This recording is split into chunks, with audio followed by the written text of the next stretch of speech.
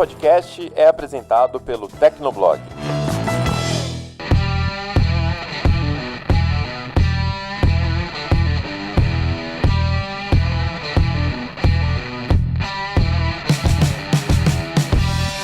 Olá, ouvinte! Seja bem-vindo! Está começando mais um episódio do Tecnocast. Eu sou o Thiago Mobilon. Eu sou o Paulo Riga. Eu sou o Felipe Ventura. E eu sou o Emerson Alecrim. No episódio de hoje, a gente vai comentar a crise que está rolando aí envolvendo duas empresas que trabalham com criptomoedas. Uma é a Atlas Quantum e a outra é a Associação Libra, aquela iniciativa patrocinada pelo Facebook. Aguenta aí que a gente começa depois da caixa postal.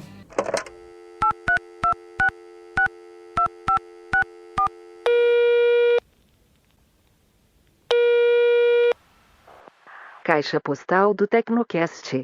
Você tem novas mensagens?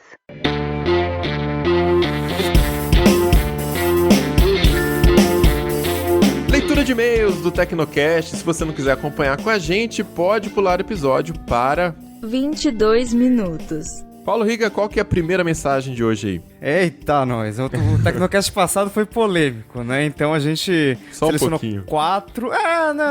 Não muito, assim. A gente não foi tão xingado quanto Eu a gente fui. achava. Ah, você foi? Um pouquinho, vai, mas faz parte. Vamos ver. Vamos ver se esse primeiro e-mail é um xingamento. Vamos lá. Vinícius Barros diz o seguinte: triste esse discurso do Mobilon de desprezo e deboche pelo cinema nacional. Procure conhecer.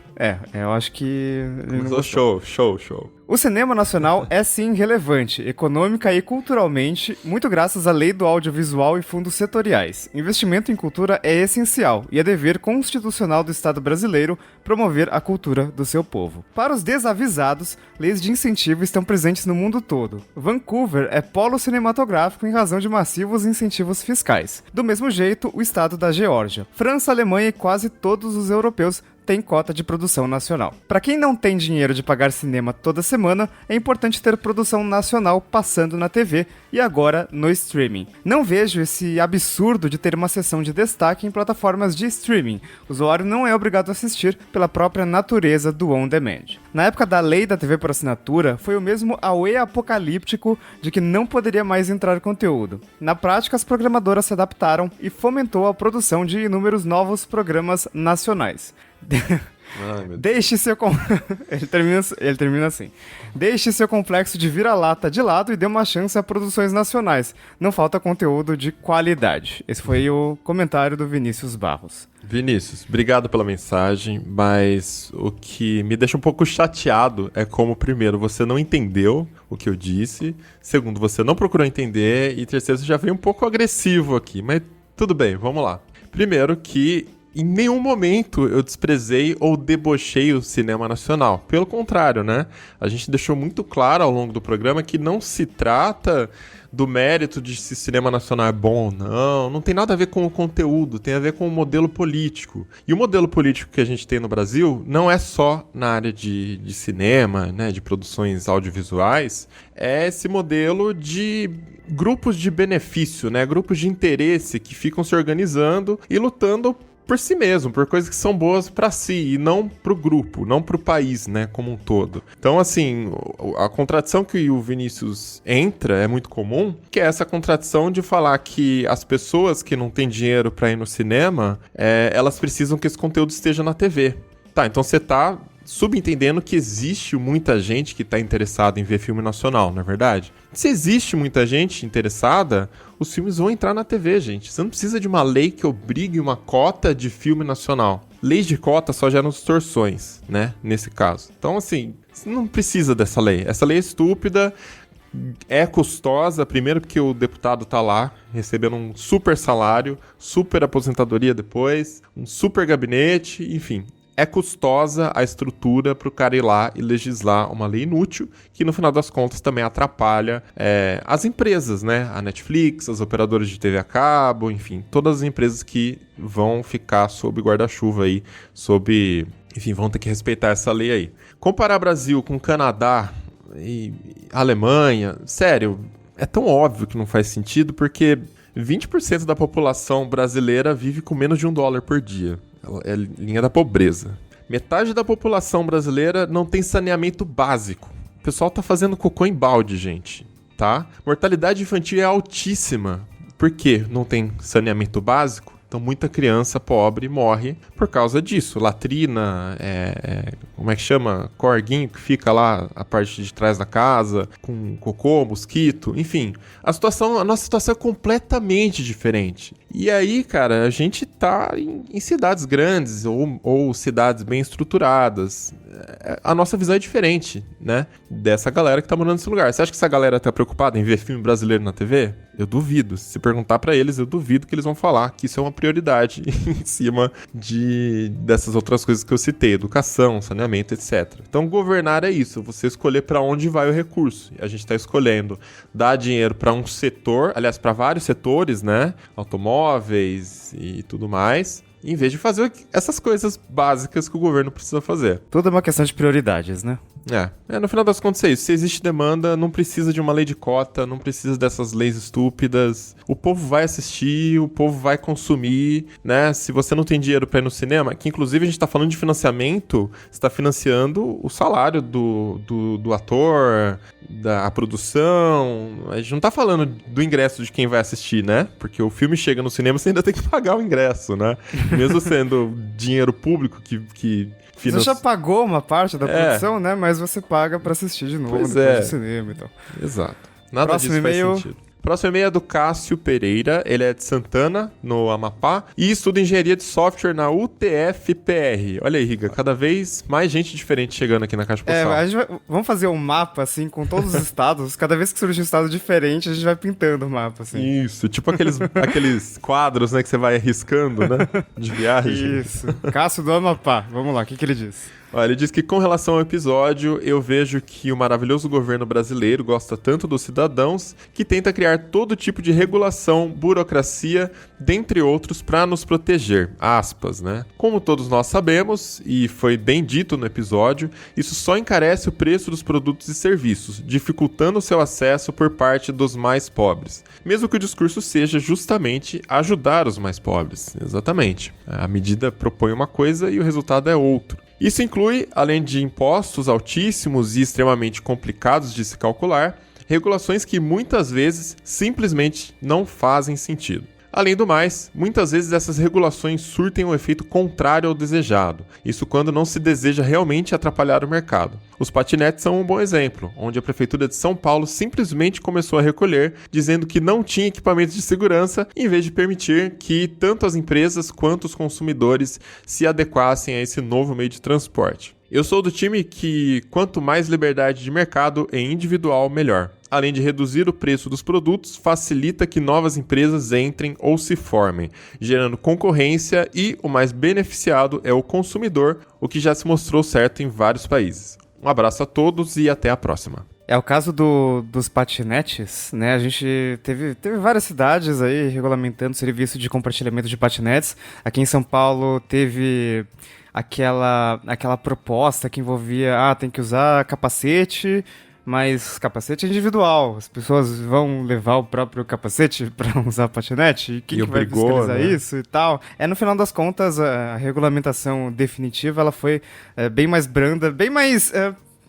lógica, né? As coisas fazem algum sentido, né? Então, por exemplo, quem tá começando, quem tá usando patinete pela primeira vez, tem um limite de velocidade para o cara se acostumar. Às vezes, né, o cara nunca andou de patinete ainda mais elétrico na vida. Eles implementaram isso de fato? Implementaram isso. Olha, eu sugeri isso no Tecnocast, inclusive, né? Nas primeiras 10 viagens, limita 15 km por hora e aí depois vai para 20, não tem mais essa questão do limite de velocidade. Mas não tem mais aquelas regras super estranhas. E uma coisa dessa regulamentação, pelo menos aqui em São Paulo, é que você pode, né, são serviços sem estações, mas as empresas, para organizar os patinetes, elas podem fazer isso em bolsões de estacionamento de patinetes. Então, por exemplo, no Parque Ibirapuera, de manhã eu costumo correr por lá, eu vejo vários patinetes alinhados lado a lado, assim, bonitinhos. Nossa, que legal isso, né? Então, as coisas são organizadas, dá para você, né, pegar um patinete que não está no meio da calçada atrapalhando a circulação de pessoas. Isso é bom.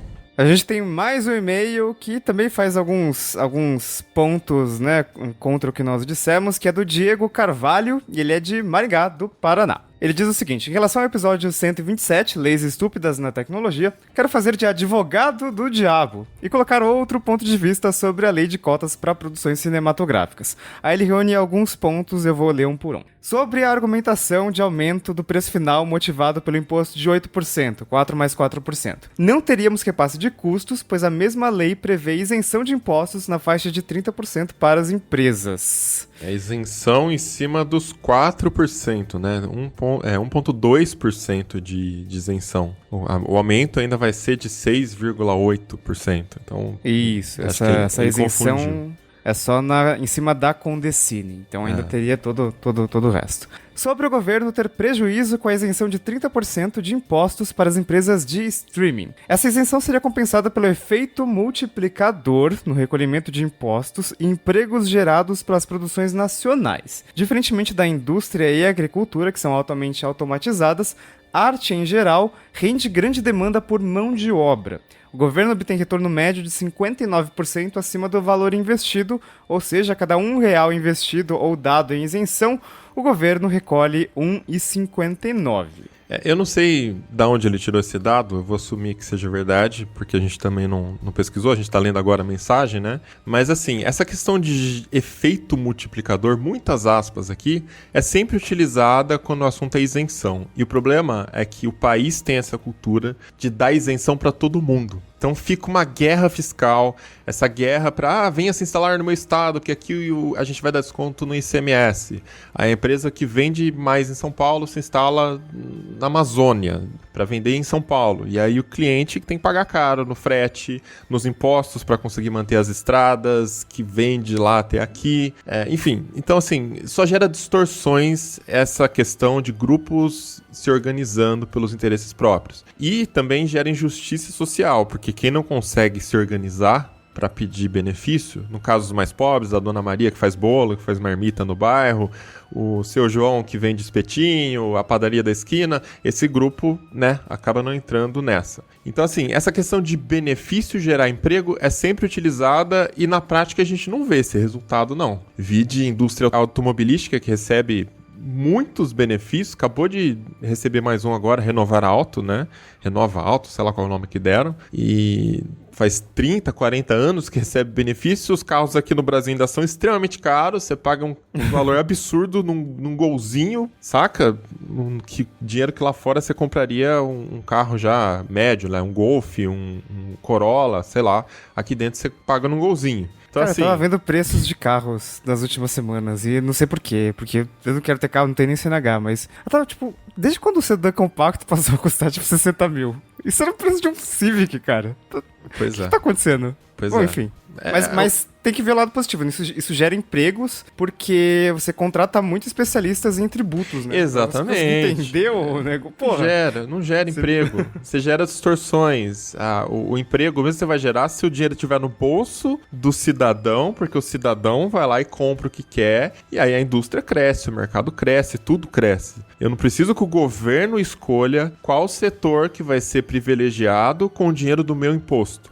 É uma pessoa escolhendo o que fazer com o dinheiro do outro. E aí, no meio do caminho, esse dinheiro de imposto, você bota R$1, chega a 50 centavos lá no final, né? Porque tem a burocracia do governo, tem corrupção, tem desvio, enfim, jogo político. Então, não preciso que o governo selecione para mim qual setor que vai ser beneficiado. A gente precisa acabar com essa cultura de benefício, regra igual para todo mundo, e aí você vai ver, de verdade, emprego ser gerado. Até porque se isso fizesse tão bem, o Brasil não tava na situação que tá, né? Com 12 milhões de desempregados e tantos setores com tantos benefícios. Eu acho que, na verdade, esse é o problema, né? Não a solução. E o Diego Carvalho continua, ele escreveu um e-mail bem grande, mas a gente selecionou esse último ponto aqui, que é sobre falta de conteúdo e falta de interesse do público. Ele diz o seguinte sobre isso: talvez não entre a maioria de nós, mergulhados no mundo da tecnologia e toda a cultura estrangeira, mas o brasileiro comum adora conteúdos nacionais, mesmo que adaptados, como MasterChef e The Voice. Em relação aos filmes, eu dou o exemplo de Bacurau e Auto da Compadecida. Elas seriam produções toscas sem as características brasileiras no roteiro,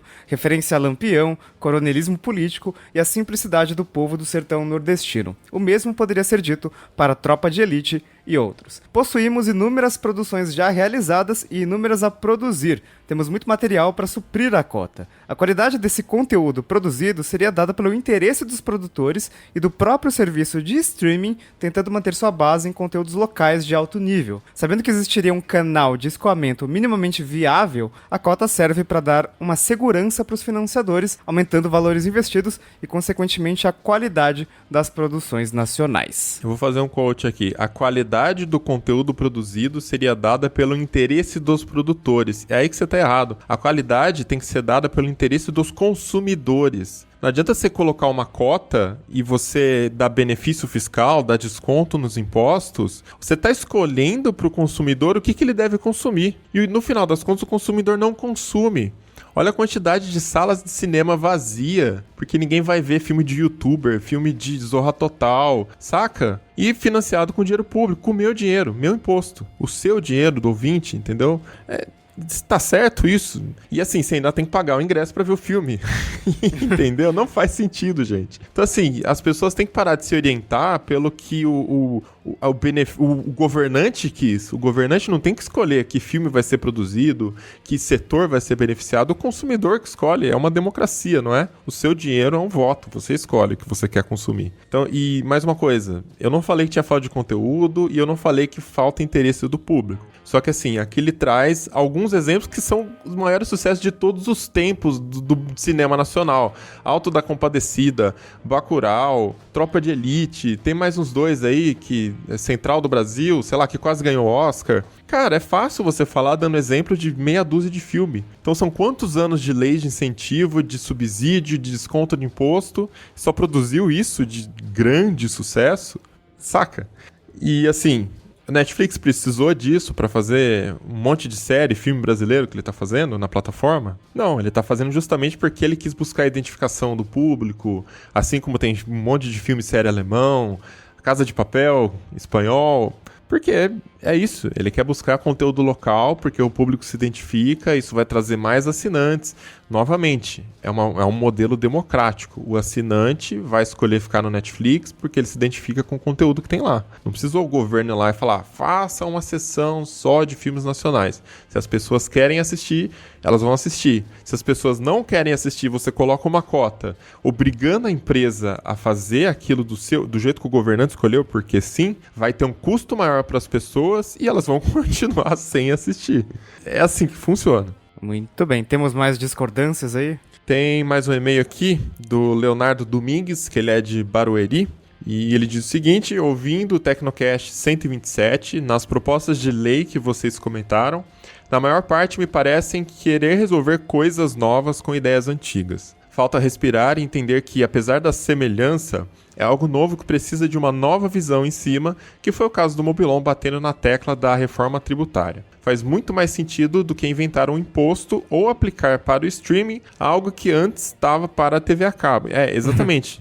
A questão da reforma tributária é importante porque ela tenta colocar a mesma alíquota para todos os setores, as mesmas regras para todos os setores, então acaba essa guerra fiscal, essa guerra de interesses, esse mercado paralelo de juristas e contadores que você tem que manter, que tem um custo altíssimo para conseguir benefícios e lobistas, entendeu? Acaba essa guerra.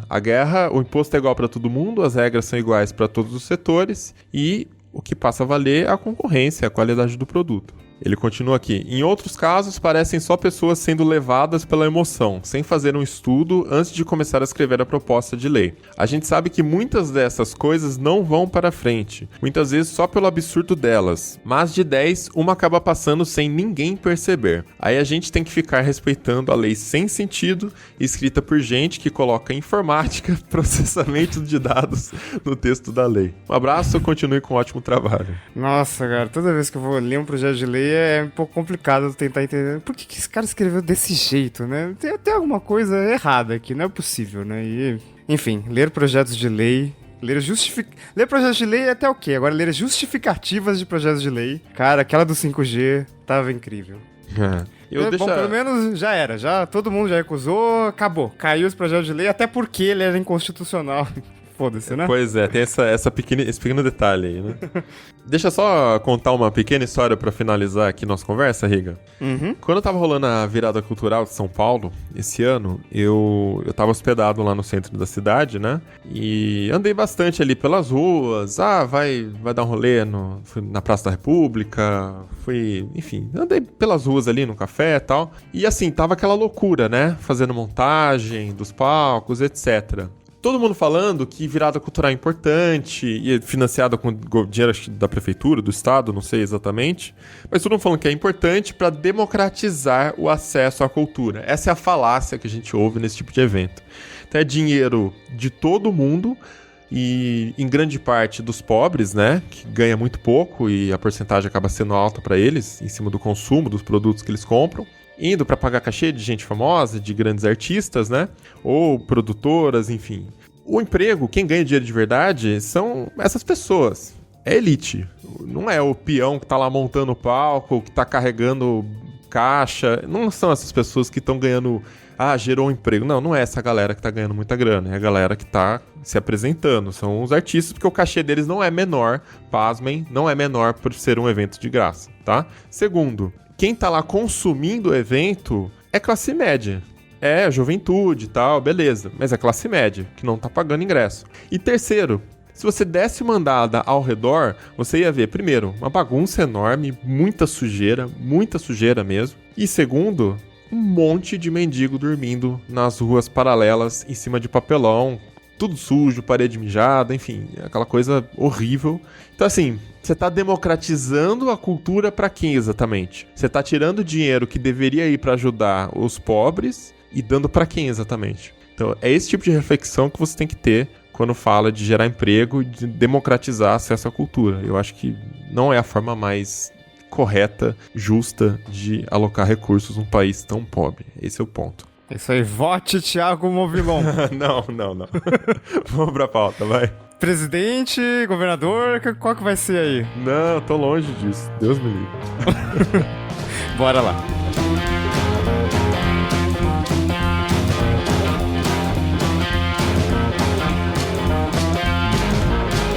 No Tecnocast 121, a gente falou sobre a iniciativa, né, a Associação Libra, que era a ideia ali do Facebook de lançar uma criptomoeda virtual que seria sustentada por todas as moedas do mundo real. E a ideia era tão mirabolante que praticamente transformaria essa associação em um banco central mundial, digital, enfim, tudo, né? Essa iniciativa chamou muita atenção na época porque várias empresas também entraram nesse barco, né? Então, Visa, Mastercard, PayPal, eBay...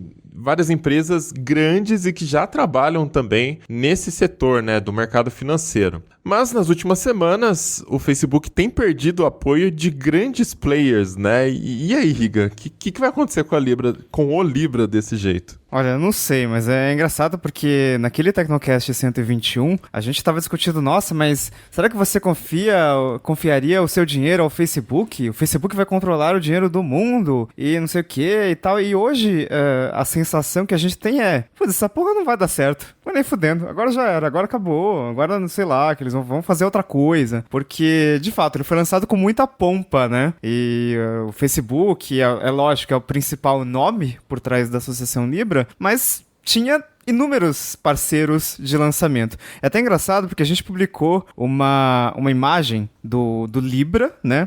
Em volta, um círculo com o logotipo de todos os parceiros. E aí tinha lá Mastercard, Mercado Pago, PayPal, tinha a Booking Holdings, que todo mundo conhece, da Booking.com, do Kayak, etc. Tinha a Visa, tinha a Stripe.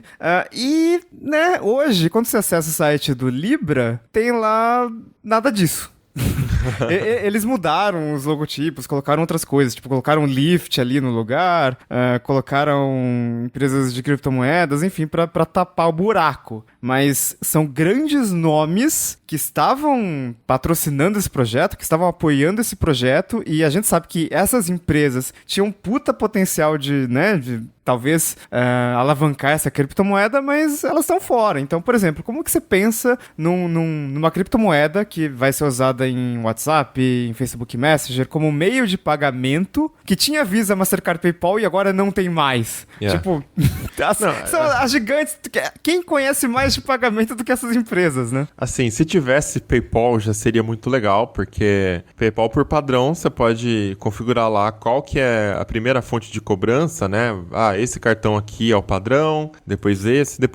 Então é uma carteira digital que te permitiria, basicamente você universaliza. A partir do PayPal você consegue pagar com Libra em qualquer loja, imagino, né? Quer dizer, a loja teria que aceitar, mas enfim, já um meio caminho andado ali, né? E com Visa, com Mastercard, mesma coisa. Imagina você poder passar no cartão, você poder fazer alguma operação com o seu próprio cartão. Mas enfim, saindo esses players grandes, aí fica meio difícil, né? Só vai usar a Libra para transferir dinheiro de Facebook para WhatsApp? Como que vai ser? Eu acho que se só tivesse saído o PayPal, seria uma perda grande, mas daria pra tolerar. Agora, saindo Visa e Mastercard, isso sim é suficiente pra derrubar. Eu acho que se saísse todo mundo e ficassem essas duas empresas, aí eu acho que daria mais chances do negócio funcionar. Porque a gente está falando de duas das maiores empresas financeiras do mundo, né? Elas estão presentes em praticamente todo mundo, controlam operações de crédito, débito, enfim, vários tipos de operações, tanto em negócios pequenos, negócios grandes, e eles têm um volume de processamento enorme, e junto com isso vem as tecnologias de segurança deles, né? Que é um dos fatores que o Facebook gosta de bater, né? Nessa questão de dizer que eles vão ter bastante recursos para combater fraudes e tal. Então, saindo esses dois nomes, é quase certo, na minha visão, né? É quase certo que esse negócio vai ter dificuldades para emplacar. Dá pra virar uma moedinha de Facebook, igual você tem moedinha pra comprar baú em jogo, né? Tantos cristais por tanto de dinheiro. Mas, enfim, vai ser um uso muito para você mandar dinheiro para outro usuário ali do Facebook ou do WhatsApp, enfim. Vai ser renomeada para Zapcoin. E aí só vai servir pra isso. Aí pega, aí pode fazer o ICO que aí vai disparar. Menos no Brasil pega, com o nome Zap. Mas eu tava pensando esses dias, será que eles não deviam ter começado assim, com pequenas transações dentro do Facebook, ou então no WhatsApp mesmo, ou no Instagram, até porque o Instagram tem um movimento muito grande de comércio ali, né? O pessoal que vende roupa, itens de moda, maquiagem, etc. Porque eu acho que um dos fatores que estão prejudicando o Libra atualmente é que eles chegando, sabe? Anunciando um negócio mirabolante, assim, vamos dominar o mundo e não sei o quê. Eu acho que se tivesse começado devagar e mostrando aos pouquinhos como iria funcionar, talvez mostrando na prática, né? Olha, a gente tá com essas transações aqui e agora a gente pode expandir para outras plataformas, etc. Eu acho que talvez teria chance de assustar menos, né? Isso é verdade, eu concordo. Teve esse problema de que a Associação Libra já começou como algo muito portentoso e muitos legisladores, muitas agências reguladoras falaram, olha, isso daqui é uma moeda, isso vai ser regulado como tal, vai ter que respeitar nossas regras, e aí Mark Zuckerberg teve que ir para o Congresso dos Estados Unidos explicar, não, então, a Libra é assim, já teve que explicar como que vai ser, como que não vai ser, e aí as empresas sentiram a pressão também, né? Por isso, quando o PayPal, sei lá, foi o primeiro a sair, ele meio que puxou a fila. O restante falou, olha, eu também não quero, porque esse mês de outubro foi crucial para a Associação Libra, porque foi feita uma reunião para decidir os principais membros, né? Então, se a Visa, se a Mastercard realmente quisessem permanecer na Associação Libra, eles teriam que assinar lá um documento esse mês, em uma reunião que foi feita na Suíça. E então, um dos motivos que todo mundo começou a desistir antes, porque sabia que se não desistisse antes, teria que assinar um papel, porque por enquanto foi só um acordo, não foi nada 100% compromissado, né? Podia botar o logotipo ali no site da Associação Libra e beleza. Mas dessa reunião pra frente era sério, né? Tinha que assinar o papel e realmente pertencer à Associação Libra. Aí todo mundo começou a falar, olha, não quero. E eu acho que uma das coisas foi isso, né? Eles começaram começaram muito grandes, querendo ser muito grandes. Eles começaram com, ai amiga, vamos marcar, aí chegou na hora de marcar, todo mundo pulou fora. Né? Então, a Associação Libra não vai dar, eu tô cansado, deixa não pra vai lá. dar. E eu acho que esse medo regulatório foi um dos fatores que fez Visa, Mastercard, etc., deixarem isso, porque se o Libra fosse regulado como dinheiro, como ativo financeiro comum, ele teria que respeitar algumas regras. Por exemplo, não pode deixar terrorista usar, tem que evitar a lavagem de dinheiro. Por mais que eles tivessem prevenção contra fraudes, se alguma coisa desse errado, a Visa teria que responder, Mastercard teria que responder, o PayPal teria que responder. Não seria só o Facebook que está lá na frente, assim, coordenando. Então, para a empresa que trabalha diretamente com finanças, é algo muito arriscado. E acho que inicialmente eles compraram a ideia do Facebook, vai ser uma ideia para expandir o dinheiro para pessoas que não são bancarizadas, né? Tem muita gente no mundo assim que não tem acesso a banco. Mas precisa de uma criptomoeda para chegar nas pessoas que não são bancarizadas? Qual que é a diferença? A pessoa já tem celular, qual é a diferença dela usar uma carteira virtual e uma criptomoeda? Então, isso é o discurso de todas as empresas de finanças, né, de pagamentos hoje, né? Eu tava vendo um press release do PayPal, um comunicado à imprensa, e todo comunicado à imprensa geralmente tem um parágrafo sobre a empresa, né? O que a empresa faz e tal. E sobre o PayPal tinha...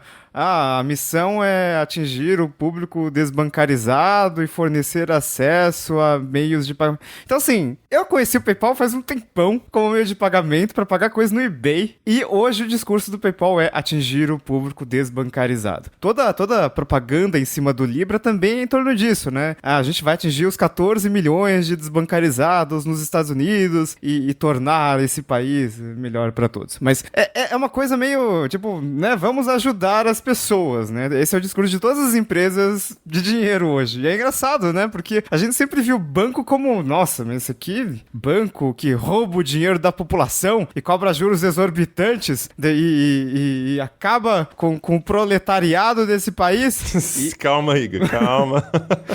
E hoje as fintechs têm que adotar esse discurso, né? Faz sentido, mas assim, no caso do Libra, não faz sentido você ter que lançar uma criptomoeda. Tá, então lança um banco digital, sei lá. Mas banco digital já tem, muita gente já fez. Mas uma coisa é você fazer um sistema de pagamentos, outra coisa é você fazer uma carteira mais ampla, tipo um banco digital que você pode receber pagamento e tudo mais. E já é automaticamente compatível com todos os cartões e tudo no mundo, né? Outra coisa é você querer controlar uma moeda. E aí sim, tem aquela questão que você pode transferir dinheiro pro outro lado do mundo. O Facebook é uma empresa global, tem muitos usuários no mundo inteiro. Então você pode transferir dinheiro sem tarifa. E aqui eu faço com aspas, porque o governo consegue, sei lá, se ele quiser, ele consegue interceptar isso, porque não é descentralizado, né? Como é o caso da Bitcoin. O governo vai cobrar imposto de quem, né? No caso da Bitcoin. Mas no caso do Facebook, se o Facebook está por trás da Libra, logo o governo vai lá e pressiona o Facebook, implemente aí um IOF na Libra, né? Então, assim, eu não entendi qual seria o grande diferencial. Na verdade, a grande vantagem óbvia é que se você tem muita gente movimentando dinheiro numa carteira que você controla, você implementa uma microtaxa nessa carteira, você é o cara mais rico do mundo automaticamente, né? O Facebook já tem muita gente usando a plataforma, ele só teria que liberar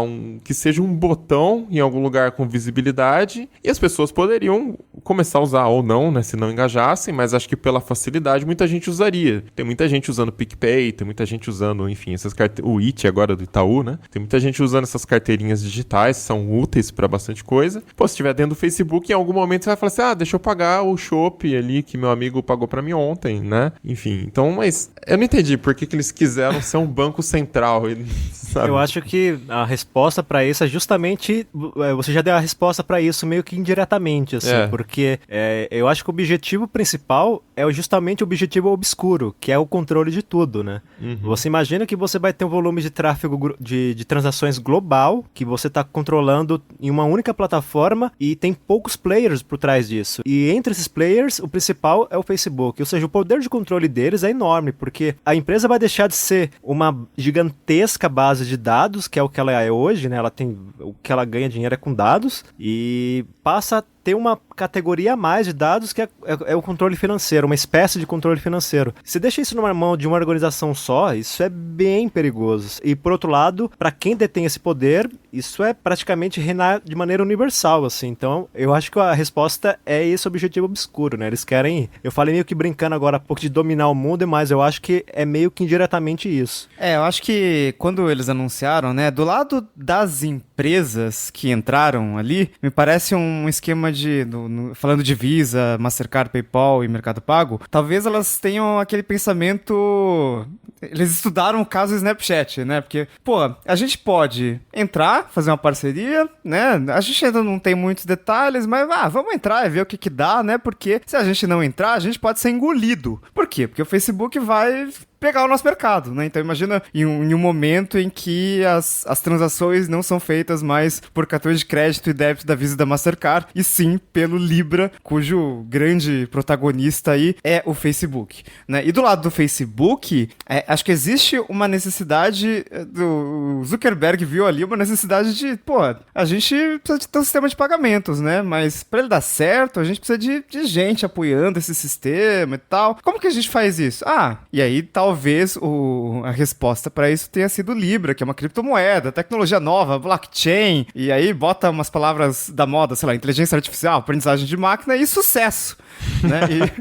Porque o Facebook, se você for pensar, ele não tem um sistema de pagamentos, né? E quando você pensa, por exemplo, no mercado chinês, que é a grande, né? Mas ele vai lançar, né? Além da Libra, há bastante tempo ele tá falando que tá desenvolvendo para WhatsApp e Messenger. Sim, vou pontuar isso tempo. Só. Faz bastante tempo, mas quando você vê, por exemplo, a China, não sei na China, vai em Paris, que é a Miami dos chineses, né? Tipo, você vai no aeroporto, no Charles de Gaulle de Paris, tudo é trilingue, tem lá francês, inglês e chinês. E aí você vai, sei lá, naqueles duty free e você pode pagar com WeChat. E você paga com WeChat... Em Paris?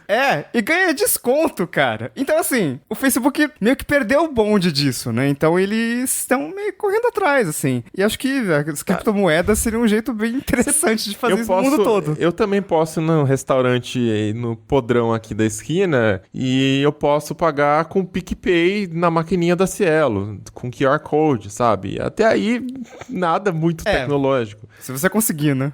Nunca tentei, nem quero, mas enfim. Felipe tentou, tem... Deu ruim?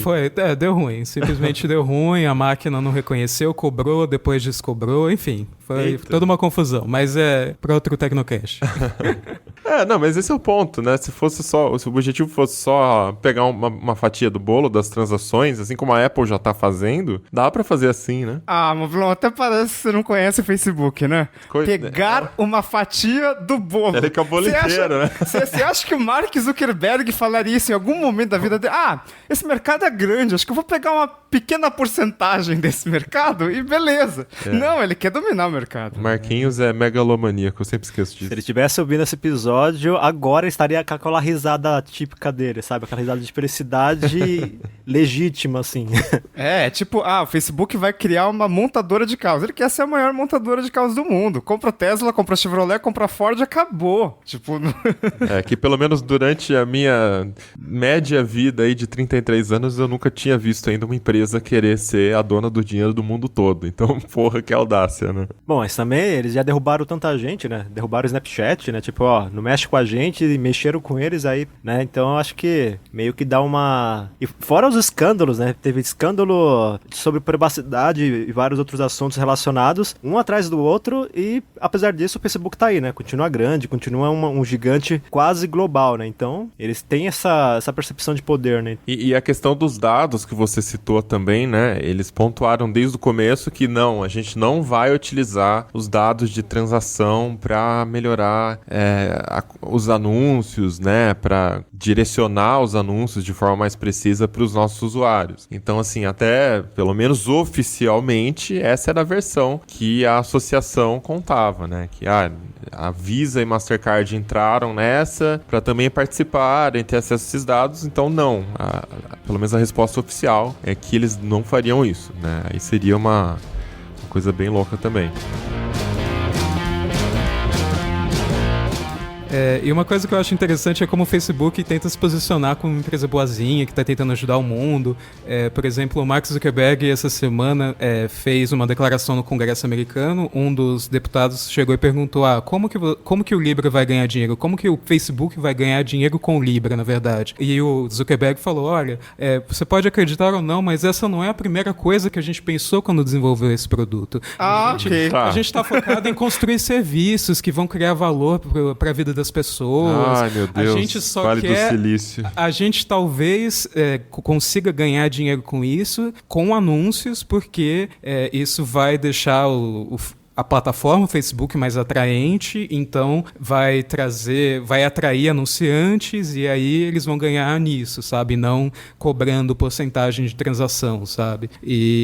Acho que eu vou abrir um Riga Bank. Vou abrir um banco digital também e ele vai ser do bem. Eu vou abrir um banco só pra, assim, prestar um serviço pras pessoas. Não quero ganhar dinheiro. Assim, eu guardo o dinheiro delas, mas tudo bem. Pode gastar, não vou cobrar taxa nenhuma e tá tudo bem. Né? Não ganhar dinheiro vai ser consequência disso, sabe? Não, mas na verdade banco não guarda dinheiro, né? Pois é.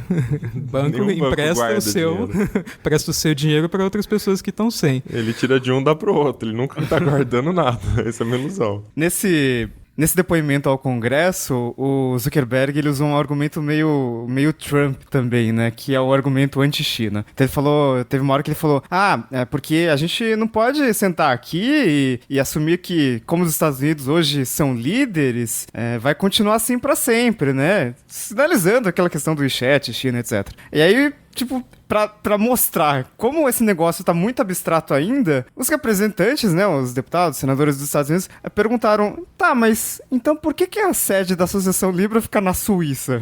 Tipo, e a resposta do Zuckerberg foi um belo shrug, né, porque não tem o que responder, assim. Não tem muito mesmo o que responder. Paraíso fiscal? Cara, não sei, mas bancos adoram Suíça, né? É paraíso fiscal, é o único motivo, Enfim, tem vários buracos no argumento, né? No argumento do Zuckerberg, dizendo que o Libra é bom pro mundo, pros Estados Unidos, etc, né? Ele é bom, mas toda a lógica dele depende da liberdade, não tem interferência do governo. Mas ainda assim tá sob controle de uma empresa enorme. Né? Exatamente, não só do Facebook em si, mas as transações do Libra, para elas serem registradas no blockchain, elas têm que passar por um mecanismo de consenso. Isso significa que as transações vão depender dessas empresas que controlam o Libra, que estão nessa associação Libra, de criarem um mecanismo para realizar esse consenso, para essa transação ser aprovada no blockchain e o dinheiro ir de uma ponta para outra. Como se todos estivessem verificando digitalmente, é isso? Isso é uma forma de verificação, só que aí o representante do Monero, né, que é uma criptomoeda, o Ricardo Spani, ele falou que descrever o Libra como criptomoeda é intelectualmente desonesto. Para ele, numa perspectiva técnica, não tem muita diferença entre esse mecanismo de consenso e, por exemplo, a Visa verificar a transação e aprovar a transação. Sim, porque não é descentralizado, né? Não é descentralizado. Igual no Bitcoins, toda a rede verifica as transações. E no caso da Libra, é uma organização que verifica, são as empresas envolvidas. É descentralizado entre o centro de empresas. Não ali, é, né? alguém decidiu quem fica ali no meio. Né? Você precisa pagar alguma coisa? Como é que funciona para fazer parte da associação? Você tem que seguir algumas regras. Então, por exemplo, não é tão difícil assim, né? Não é uma coisa impossível, mas a empresa precisa ter $1 bilhão em valor de mercado, né? No caso das startups, precisam ser os unicórnios, né? 1 bilhão. Ela precisa atingir 20 milhões de pessoas ou estar entre as 100 maiores empresas do setor que ela atua. Então, assim, estar entre as 100 maiores empresas do setor que atua não é uma coisa tão impossível, né? Ou seja, o dinheiro controlado pelos muito ricos. Muito ricos. Sem jogar ideologia nenhuma aqui, mas em resumo, né? Sim, e apesar da saída desses grandes nomes que a gente comentou, a Associação Libra diz que tá tudo bem, né? Obviamente, né? Soltou aquele comunicado dizendo que, não aconteceu nada, gente. Saiu Visa, Mastercard, PayPal, Mercado blá, blá, blá. Mas tá tudo bem. Inclusive, a gente tem mais de 1.500 entidades demonstrando interesse em apoiar o nosso projeto. Já tem mais de 180 que já atendem esses requisitos aí que eu já comentei. Então tá tudo bem, gente. Não vai rolar, vai chegar em 2020 e vai ter mais de 100 parceiros. É isso aí, gente. Existe um perigo muito grande nessa questão, né? Só para explicar na questão do controle do dinheiro. Um banco central, ele tem um papel que é de, vamos dizer, manter o valor do dinheiro intacto, né? Quando acontece a inflação, é porque entra dinheiro demais no mercado, esse dinheiro entra na base de juro baixo, que acaba gerando muitos empréstimos, basicamente uma quantidade de dinheiro maior do que a produção do país consegue absorver. Então, por consequência, o preço dos produtos sobe para absorver esse dinheiro que está em exagero no mercado. Quem controla essa relação, produção do país versus quantidade de dinheiro em circulação, é o Banco Central. Até por isso que a OCDE, lá, todas as regras de países desenvolvidos dizem que o ideal é que o Banco Central seja independente das organizações políticas, do governo em si, né? O Banco Central tem que atuar de forma independente, ele é guiado em manter o sistema monetário funcionando perfeitamente num país. E no caso, quando você tem um governo que interfere no Banco Central, você pode interferir também na emissão de moeda. Interferindo na emissão de moeda, você pode basicamente, resumidamente, deixar todo mundo pobre através de gerar inflação no país, né? Ter muita moeda sendo colocada no mercado por motivos muitas vezes populistas, né? Eu quero construir estádios aqui para fazer uma Copa, superfatura faz bilhões de reais lá em cada estádio, você injeta um monte de dinheiro no mercado, você gera um monte de inflação, o povo fica feliz de início porque o circo tá rolando, né? Mas no final das contas, o salário dele caiu pela metade o valor, porque os produtos ficaram muito caros também para absorver esse dinheiro extra. Enfim, então esse é o problema da questão do controle do dinheiro. Você precisa ter uma instituição independente, cujo foco da instituição seja a estabilidade da moeda para aquele país. E aí, quando você deixa o dinheiro sendo controlado nesse modelo de banco central, que é o que seria a Associação Libra, por um grupo de grandes empresas bilionárias, né, unicórnios, aí como o Riga falou, qual que é o objetivo dessas empresas? É a estabilidade monetária do mundo ou é lucrar, né? Ou é coletar dado, enfim.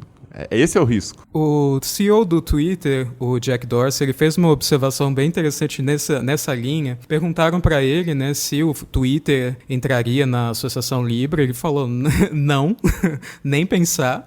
Primeiro porque ele apontou uma coisa que a gente falou anteriormente. Existe a missão de democratizar o acesso ao sistema financeiro, mas ele falou, mas precisa de uma criptomoeda para isso? Então. E a outra questão é que ele vê a internet como se fosse quase como um Estado-nação. E Estado-nação quase com uma moeda única, né? Com criptomoedas em geral, algumas mais populares, especialmente o Bitcoin. E o Libra seria meio que a tentativa de ser essa moeda global para esse Estado-nação novo, entre aspas, que é a internet, e que não teria esse esquema recomendado pela OCDE, por exemplo, de ter um banco central realmente separado, independente. Então a gente teria, sei lá, um Estado-nação que reúne o mundo inteiro com um sistema financeiro que não visa a estabilidade, por mais que seja associado a moedas reais como o dólar, a libra, etc., não teria esse objetivo. Isso seria um problema para a economia do mundo inteiro se deixasse o Libra rolar solto. A resposta do Dorsey foi hell no, né? Tipo, hell de no. jeito nenhum. Nem pensar. Eu adorei essa resposta. Assim. Mas o Libra, ele, além dessa queda nos parceiros, ele também enfrenta obstáculos em regulamentações de vários países. E aí, se a gente pensar qual que é o maior país, o mercado mais importante que o Libra pode atingir, são os Estados Unidos. Porque na China, meu filho, na China esquece. Na China nunca vai ter Libra, mesmo que seja um sucesso, não vai ter Libra lá. E os Estados Unidos já falaram, olha, cancela isso aí, suspende isso aí, porque a gente quer analisar aí, né, outra moeda, como é que vai funcionar isso aí, quem que tá cuidando disso, como que a gente vai prevenir lavagem de dinheiro, crimes, etc. E, enfim. Outro mercado importante, União Europeia. A França já falou, olha, isso aí não vai dar certo não, isso afeta a soberania dos países, a gente não quer esse negócio aí não. Então assim, se não rolar Libra nos Estados Unidos e na União Europeia, não vai rolar. Então, acho que esses são os dois pontos, assim, porque o Zuckerberg, no depoimento ao Congresso, ele falou, olha, a gente não tem intenção de lançar o Libra enquanto ele não for regulado, né? E a gente espera a regulamentação chegar e tal, e aí a gente lança. Mas se os Estados Unidos e a União Europeia não aceitarem, dificilmente isso vai acontecer. Vamos ver se vai sair, de fato, uma Libra, ou se no final a gente vai trocar cristalzinhos no WhatsApp para pagar a rodada de chopp do dia anterior. Zapcoin.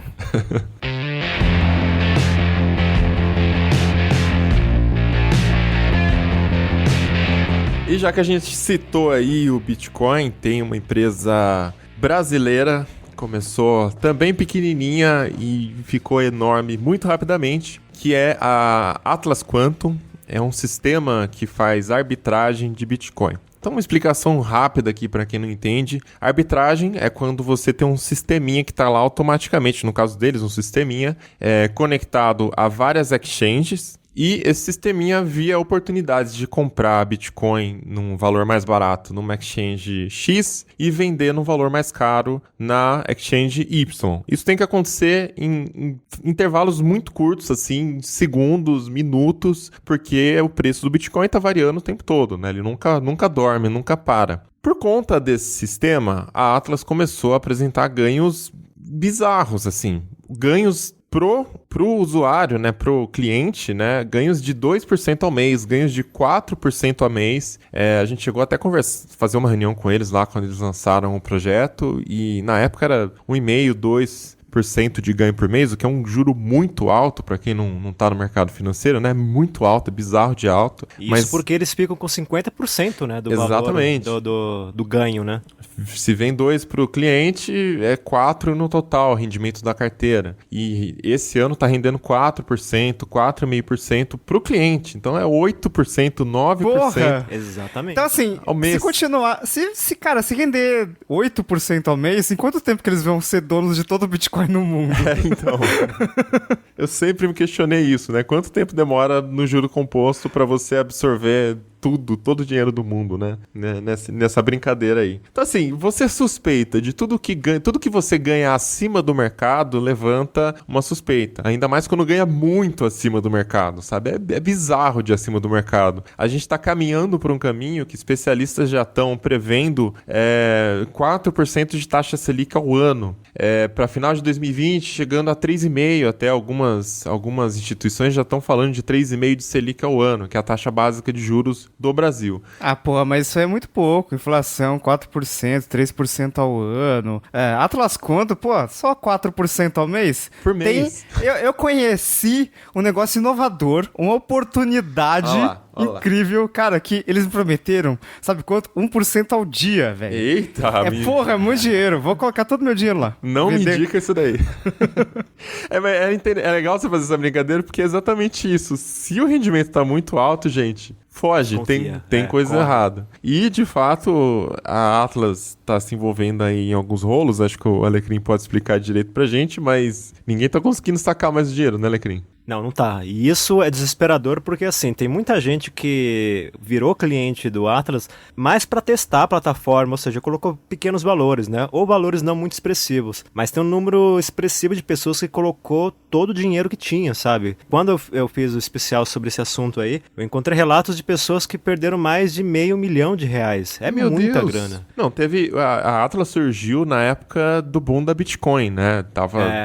Ela surgiu em 2015, aí começou a funcionar efetivamente em 2016. Era engraçado porque o nome dela não era Atlas Quantum. Quantum era o nome do sistema, algoritmo, né? Que faz a arbitragem. Por conta disso ela virou Atlas Quantum, né? E ela veio com aquele clima de startup mesmo, né?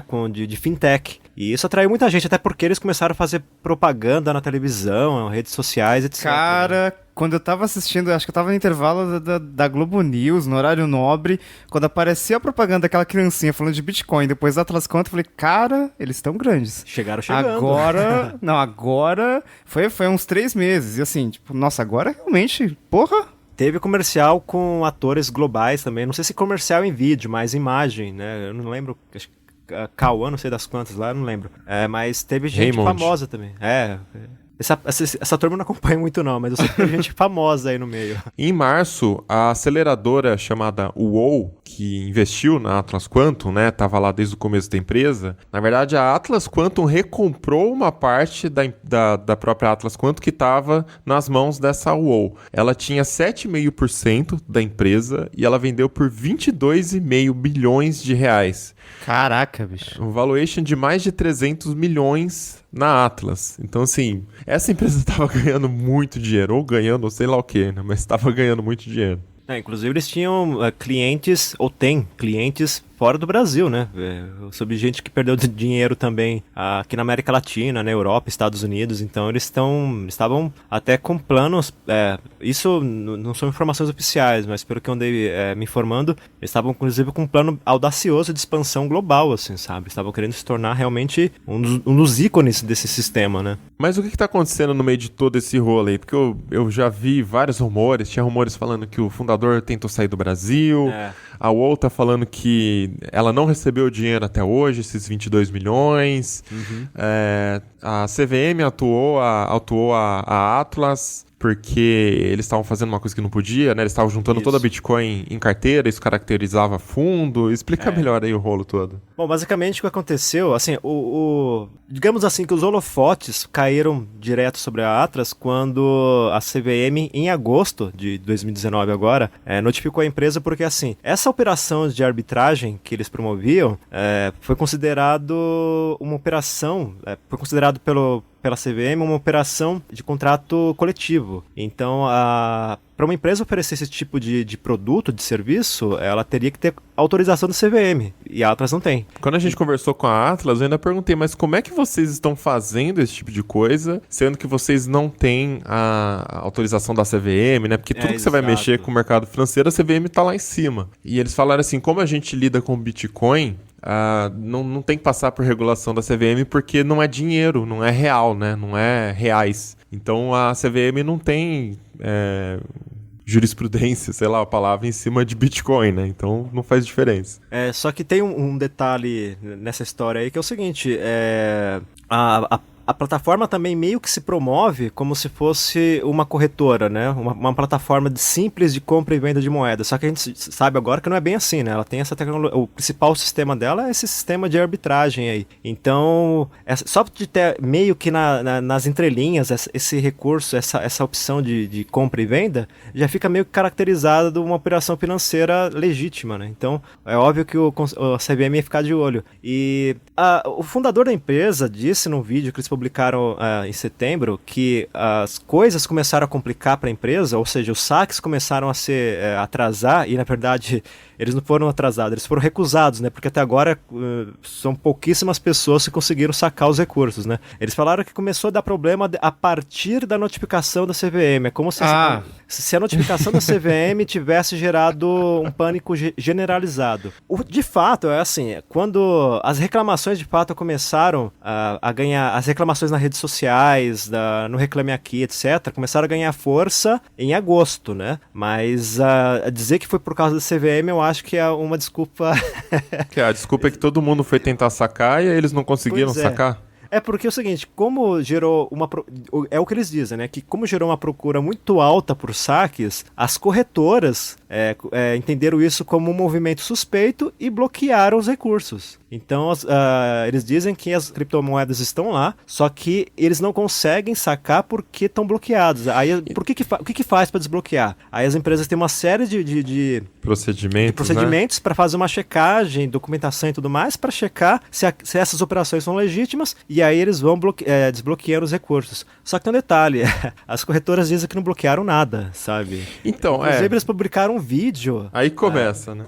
Pois eles publicaram um vídeo mostrando os valores eles mostraram em 3 corretoras. Eu sei que eles trabalham com mais, mas eles mostraram em 3 corretoras, dizendo, olha, a gente está mostrando aqui nesse vídeo os valores que tem nessas corretoras e que estão presos e tudo mais. E aí passou algo em torno de uma semana, e aí 2 das 3 corretoras que foram mostradas no vídeo disseram pelo Twitter que, primeiro, havia provas de que os valores que eles mostraram no vídeo estavam adulterados. Então, por exemplo, eles fizeram uma comparação quadro a quadro ali e que mostrava que, por exemplo, tinha números desalinhados. E aí Tipo, eles erros colocavam... de CSS no layout do vídeo. Exato. Ou coisas do tipo vírgula. Por exemplo, a gente sabe que aqui vírgula e ponto no Brasil é diferente de vírgula e ponto nos Estados Unidos. Aqui vírgula é centavo, lá vírgula é pra separar a milha. É isso. Aí deu essa confusão também. Aí teve uma outra que simplesmente falou, olha, esses valores que eles mostraram no vídeo, a gente não tem nada próximo disso aqui nos nossos clientes, não. E é aí que eu fiz.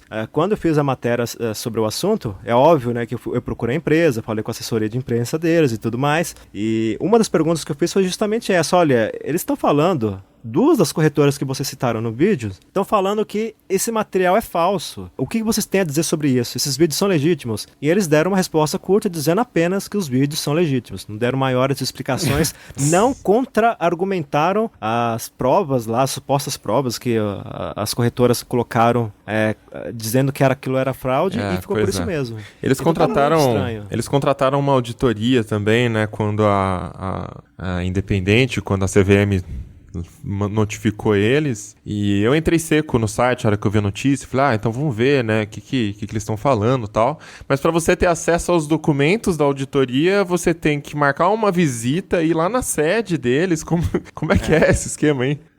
É outro ponto estranho, né, porque eles falaram que por questões contratuais e tudo mais, não iam disponibilizar esses documentos online. Eu acho que seria a coisa mais natural do mundo, olha...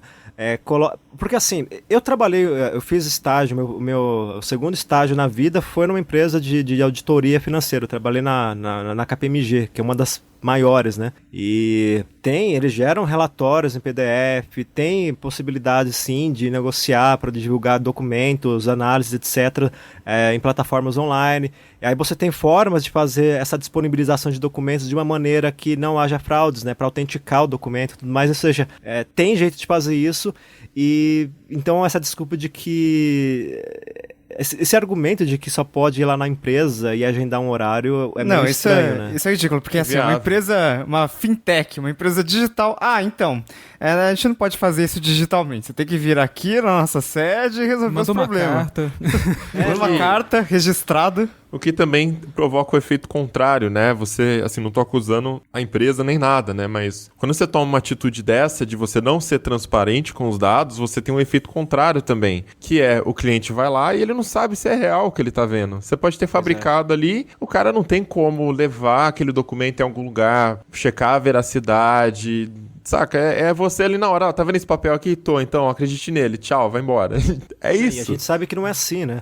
Qualquer empresa de auditoria faz um trabalho no sentido de deixar os dados claros, né? Ou seja, eles estão colocando o nome deles na reta. Então, dificilmente uma empresa como essa que eles contrataram aí negaria expor um documento desse, né? Não teria razão para fazer isso. E fora que isso também nos remete a outro problema, né? Porque são as tentativas de contato que o pessoal tem, tanto por telefone, e-mail, redes sociais, é frequente o pessoal reclamar de retornos evasivos. Eles dão respostas padrão e que não informam nada, e isso só aumenta a ansiedade, né? Porque já demora para responder. Quando a resposta chega, não diz nada com nada. É encheção de linguiça. Pelo menos é o que a maioria das pessoas fala. Então você fica num clima de incerteza que... Há algumas semanas eu chequei e tinha um grupo se organizando para ir lá na frente fazer um protesto na frente da empresa. E esse grupo já dizia que já fazia mais de 40 dias que eles solicitaram o saque e nem sinal do Bitcoin, né? Eu tinha também uma graninha lá que eu coloquei. Assim, por que eu falei que surgiu junto com o boom da Bitcoin? Porque surgiu na época que realmente estava todo mundo vendendo casa, carro e comprando Bitcoin. Não era para pôr na Atlas, era para comprar Bitcoin. Então muita gente já perdeu dinheiro por causa da Bitcoin. E muita gente ficou com esse dinheiro, colocou lá na Atlas Quanto, quem ganhou, quem não ganhou, enfim, deixou lá. Porque rendia um número exorbitante de alto, né? Enfim, e é isso, a galera... tá solicitando saque, tem gente falando que faz mais de 40, hoje já deve fazer mais de 2 meses que o dinheiro, porque faz tempo que eu vi isso, o dinheiro ainda não caiu. Eu solicitei o saque também da minha grana que tinha lá, faz aí uns 15, 20 dias, mas também eu tinha uma grana pequena lá, era realmente dinheiro de aventura, assim, já planejado pra eu perder, né? Mas é uma coisa meio pirâmide, Telex Free, aquelas porra lá que surgiram faz alguns anos, né? Tem aquele boom, todo mundo tá falando, e aí de repente começa a aparecer nos grandes veículos de comunicação, as pessoas começam a aprender o que é e tal, e aí todo mundo coloca o dinheiro lá e de repente... explode o negócio, né? Cai a pirâmide e a empresa some, né? Ela não consegue responder às pessoas, não tem, a comunicação fica ruim, as pessoas não conseguem o dinheiro de volta, né? Demora pra caramba e assim, sempre acontece assim, né? Falta transparência, né? Deixa todo mundo muito nervoso. Eles anunciaram que seria possível fazer saques em dinheiro, se não me engano, seria a partir do dia 21, Alecrim. Isso. Eles fizeram... foi uma das... Quando eu entrei em contato com eles até demoraram um pouquinho para responder, porque era justamente no momento que eles estavam para anunciar esse plano de poder sacar os valores em reais. E isso começou em 21 de outubro. E o que aconteceu... Quem já solicitou em Bitcoin já era, no caso. Aí eles disseram que iam colocar todas as orientações na plataforma, né? Então, já não sei mais ou menos como tá isso. Só que tem um detalhe que é perturbador também, porque assim...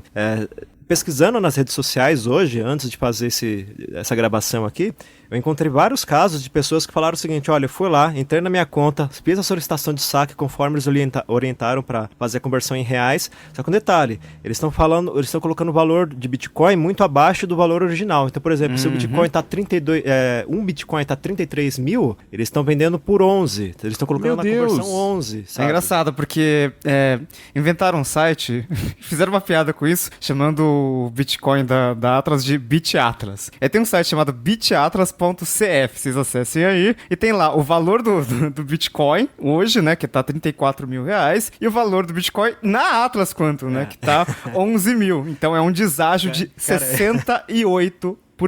Então, se você acha que assim, putz, fiz uma transação em dólar, o dólar do banco tá 4% mais caro. Então, aqui tá 68% de dinheiro a menos que você ganha. Então, acho que, assim, você pode sacar se você quiser, você pode solicitar o saque, no caso, né? Mas, cara... Olha, e tem mais uma coisa suspeita aqui que eu vou adicionar à conversa. Esse ano, ó, março rendeu 5,5%, depois ficou tudo em acima de 4%, em agosto 5,17%, em setembro 4,79%. Vocês não vão chutar quanto que rendeu em outubro. A gente já tá nos últimos dias do mês. Quanto que rendeu até agora? Vocês querem chutar? 6. 0,9.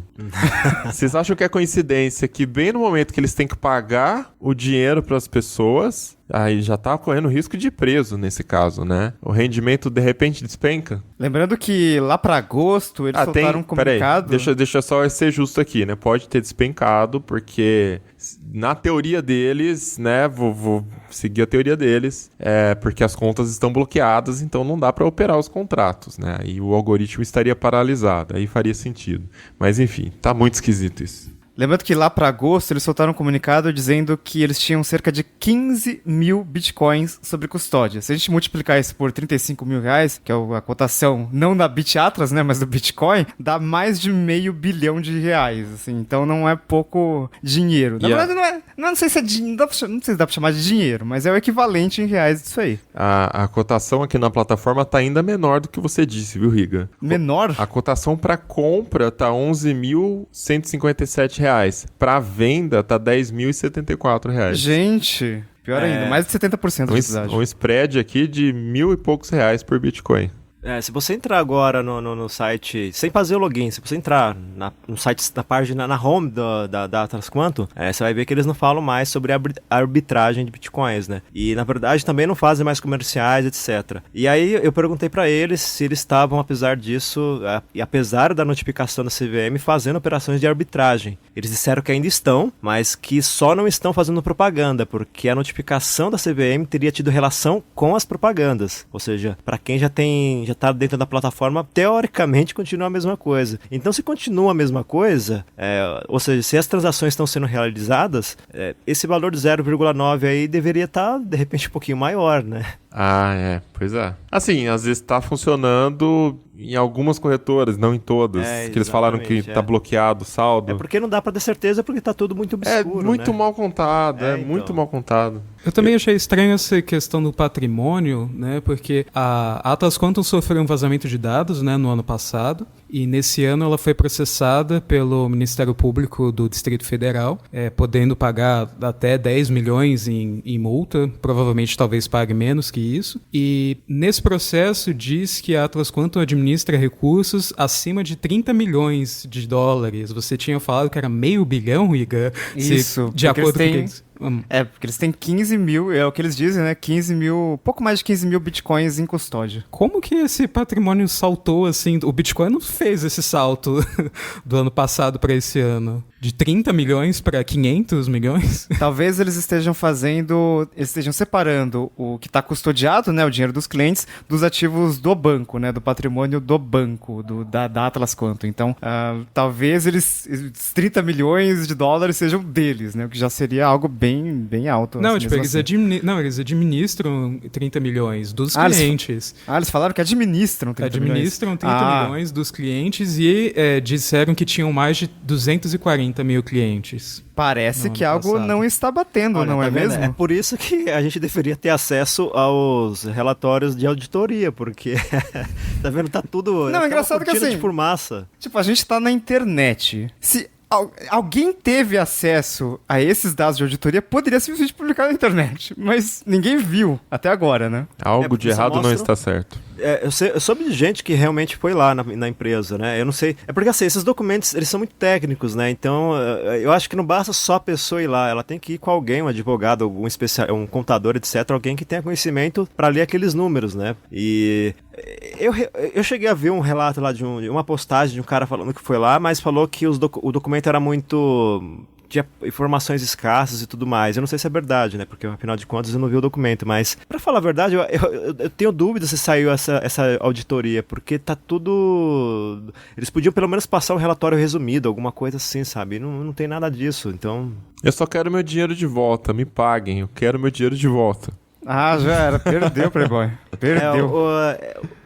Essa é uma situação bem dramática mesmo, assim, sem exagerar, porque eu vi casos de pessoas que, por exemplo, o cara colocou um valor lá, de repente ele vendeu casa, o carro, algum imóvel de valor um pouco maior, e aí ele investiu na plataforma, ele conseguiu ter um retorno, e aí com esse retorno ele reinvestiu na plataforma. Aí o patrimônio dele acumulou e agora ele perdeu tudo, sabe? Acumulou e perdeu tudo. E aí eu vi casos de pessoas que, por exemplo, teve inclusive acho que foi a BBC que relatou isso numa matéria que eles fizeram, de um cara que a esposa tava para ter filho e aí ele tava planejando fazer o parto e tudo mais no hospital, sabe? Tudo preparadinho, tudo certinho. E o cara não conseguiu porque o dinheiro tava preso, né? Cara, não, dá dó, mas... Então, aí que tá, é aquela coisa do pessoal, aquela regrinha que existe pra todo tipo de investimento, inclusive é óbvio que também pros legítimos, né, que assim, olha, não coloca todos os ovos na mesma cesta. A gente fez o Tecninvest, alguns Tecninvests, e a gente até soltou um número lá, tem mais gente investindo em Bitcoin, eu fiz aspas aqui, não sei se deu pra ouvir a minha aspa. Investindo tem mais gente Bitcoin. investindo em Bitcoin do que no Tesouro Direto, sabe, ou do que em ações, gente... Lógico, pô, Tesouro Direto quem Selic, cara, Saca. 5% ao ano, que bosta. A Eu prefiro pessoa- ganhar 5% ao mês. A pessoa tem medo de comprar ação, porque é perigoso investir numa empresa, e ela vai lá e investe num negócio que não é nada. Uma Bitcoin não é nada, gente. Não é nada, literalmente não tem nada por trás disso. É só uma Porra, promessa lógico. de que vale alguma coisa. Você vai investir na Ambev, sendo que todas as cervejarias especiais, artesanais estão tomando mercado? Você vai investir no Itaú, sendo que todas as fintechs estão tomando... Não, isso não tá acontecendo. Olha, Mas não enfim. falando exatamente desse caso da Atlas Quantum, falando de... acho que é um problema que agora diminuiu um pouco, mas ainda existe. Que são os problemas de pirâmides, de fato, que surgiram em torno do assunto criptomoeda. Então, ano passado, por exemplo, eu vi vários casos de convites que o pessoal fazia por WhatsApp ou Facebook, etc. E o cara pegava... Ele alugava uma sala num hotel ou num lugar de eventos, num restaurante, qualquer coisa assim, reunia um monte de gente e fazia aquela espécie de lavagem cerebral, né? Falando, olha, essa criptomoeda vai ser o futuro, não sei o quê. Aquele discurso de sempre, né? Que a gente já ouviu falar. E Eu acho que isso também, de certa forma, ajuda as pessoas a confiarem tanto em criptomoedas. Porque as pessoas ficam deslumbradas, sabe? De repente ela foi numa palestra, não confiou naquela palestra, mas fala, não, eu vou investir em Bitcoin porque essa é legítima, essa já é antiga, então, antiga entre aspas, né? Essa foi uma das pioneiras, então eu acho que é confiável. Em anos só de que internet... aí o cara não entende. Só que aí o cara não entende exatamente como funciona. Ele só sabe que é uma oportunidade, mas não procurou se informar exatamente como é que funciona, como é que é o mecanismo dessa criptomoeda. Então, aí ele vai lá e joga todo o dinheiro, né? No Tecnocast 71, a gente falou se vale a pena investir em Bitcoin. Esse é o título do episódio ainda. Vale a pena investir em Bitcoin? E Riga anotou alguns pontos aqui, né? Perguntando se existe algum sinal de consolidação nas criptomoedas, se Bitcoin já virou futuro, porque na época, acho que era 2016, estava uma febre. Nossa, a gente foi tão massacrado. Porque a resposta, né, basicamente o resumo pro Tecnocast era um não, né? Assim, você pode até arriscar, mas assim, tem em mente que, assim, você tá arriscando, não é um investimento. Você não pode chamar de investimento. É um investimento. É um investimento, mas se é bom, é outra questão, né? E as pessoas estavam muito deslumbradas, porque a gente tava naquela alta, naquela subida. Inclusive, quando a gente publicou o Tecnocast, tava, sei lá, $4.000, depois subiu pra 11 mil. Aí o pessoal ficou assim, nossa, bateu agora... 20. Não, Mobilon e Riga tá tudo errado, isso aí não... Nossa, a gente foi muito odiado, porque a gente falou mal na época que tava subindo. Aí igual caiu, você não ouve mais um pio na internet, né? Ninguém mais vem falar merda pra gente. Mas assim, deixamos bem claro neste episódio que, gente, quando você está investindo em um investimento muito arriscado, mas muito arriscado, que é o caso do Bitcoin, e que você não tem nada que tenha um lastro ali, nada lastreia Bitcoin, né? É tipo 0,5% do seu patrimônio que você vai colocar nisso. No máximo 1,5% se você for um cara, sou arriscado aqui. A galera não, era 50%. O povo tinha metade da carteira, 80% da carteira em Bitcoin.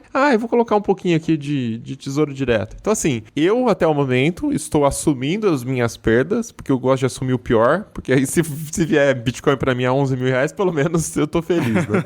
Mas assim, eu coloquei muito pouco dinheiro em Bitcoin. Eu perdi uma quantidade aí, mas essa quantidade que eu tô perdendo, entre aspas, eu tô deixando de ganhar. Porque o dinheiro que eu coloquei foi pouco. Eu ganhei muito na valorização, deixando para alugar. Faz 3 anos aí que meu Bitcoin tava alugando. Depois coloquei na Atlas Quantum. Enfim, então, como eu coloquei uma porcentagem muito pequena do meu patrimônio, é por isso que eu tô aqui de bom humor, sabe? Foda-se, sabe? Mas é por isso que a gente tem que controlar o risco, né? Falamos isso lá atrás, em todos os Tecno Invest também.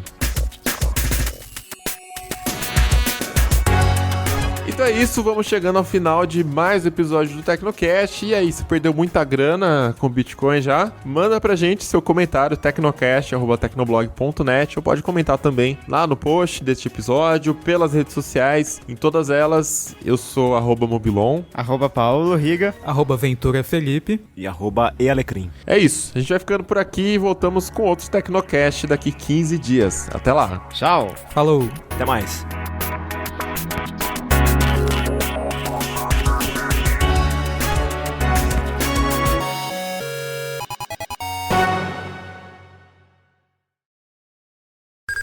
Minha conexão...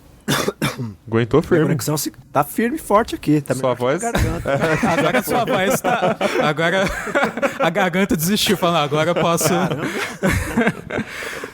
É engraçado que aqui embaixo, meu vizinho de baixo, ele é músico. Ele começou a...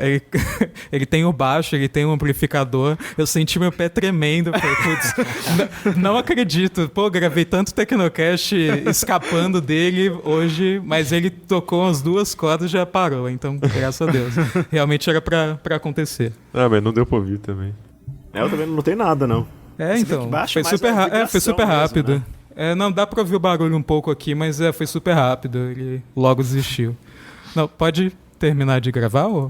Acabou.